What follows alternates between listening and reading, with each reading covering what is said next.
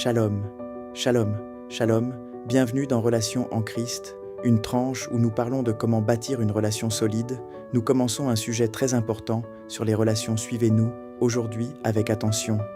Tu as sûrement remarqué, aujourd'hui, les relations commencent vite, mais se terminent encore plus vite. Un message, un appel, quelques promesses, et puis silence, comme si aimer était devenu quelque chose de temporaire. Mais la vraie question est celle-ci. Pourquoi les relations ne durent plus aujourd'hui? Premièrement, parce que beaucoup veulent les bénédictions de l'amour, sans en porter la responsabilité. On veut être aimé, mais on ne veut pas faire d'efforts. On veut quelqu'un de fidèle, mais on ne travaille pas sur son propre caractère. Pourtant, la Bible dit que l'amour est patient. L'amour est rempli de bonté. L'amour ne cherche pas son intérêt. Aujourd'hui, ce principe est inversé. Deuxièmement, parce que les relations sont construites sur des émotions et non sur des fondations solides. Une émotion, ça monte et ça descend. Mais une relation basée sur Dieu reste stable même quand les sentiments changent. Quand Dieu n'est pas au centre, tout devient fragile. Troisièmement, parce que beaucoup entrent en relation avec des blessures non guéries.